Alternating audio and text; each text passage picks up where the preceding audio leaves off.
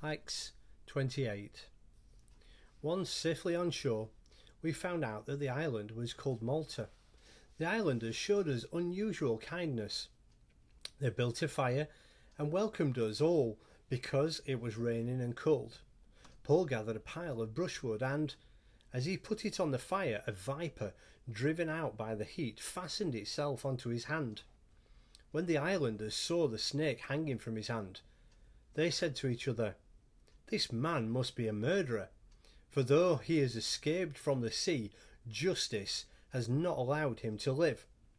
But Paul shook the snake off into the fire and suffered no ill effects. The people expected him to swell up or suddenly fall dead, but after waiting a long time and seeing nothing unusual happen to him, they changed their minds and said that he was a god. There was an estate nearby that belonged to Publius, the chief official of the island. He welcomed us in his home and for 3 days entertained us hospitably. His father was sick in bed, suffering from fever and dysentery. Paul went in to see him and, after praying, placed his hands on him and healed him. When this had happened, the rest of the sick on the island came and were cured. They honoured us in many ways, and when we were ready to sail, they furnished us with all the supplies we needed. After 3 months, we put out to sea in a ship that had wintered in the island. It was an Alexandrian ship with the figurehead of the twin gods Castor and Pollux. We put in at Syracuse and stayed there 3 days. From there we set sail and arrived at Rhegium. The next day the south wind came up, and on the following day we reached Puteoli. There we found some brothers who invited us to spend a week with them, and so we came to Rome. The brothers there had heard that we were coming, and they travelled as far as the Forum of Appius and the Three Taverns to meet us. At the sight of these men, Paul thanked God and was encouraged. When we got to Rome, Paul was allowed to live by himself with a soldier to guard him. 3 days later, he called together the leaders of the Jews.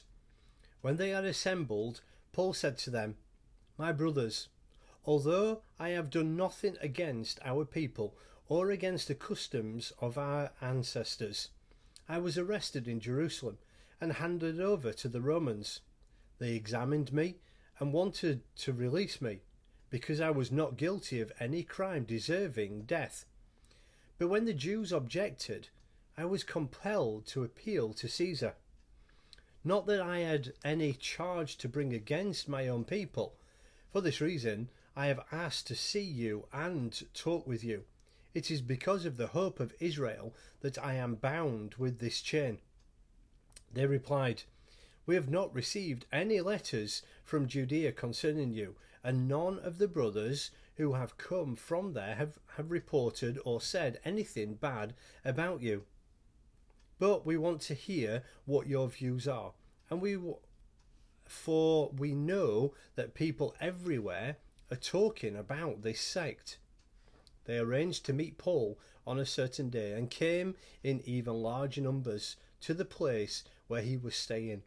From morning till evening he explained and declared to them the kingdom of God and tried to convince them about Jesus from the law of Moses and from the prophets.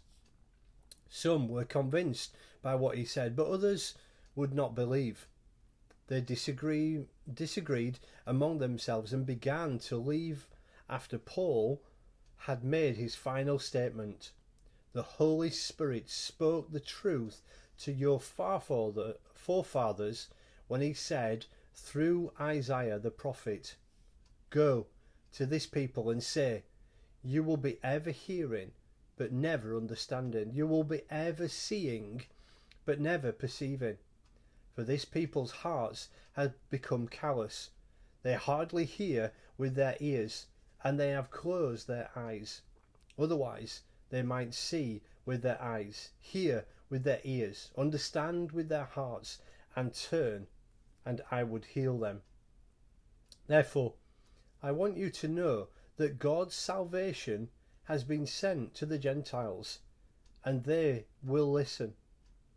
For 2 whole years, Paul stayed there in his own rented house and welcomed all who came to him.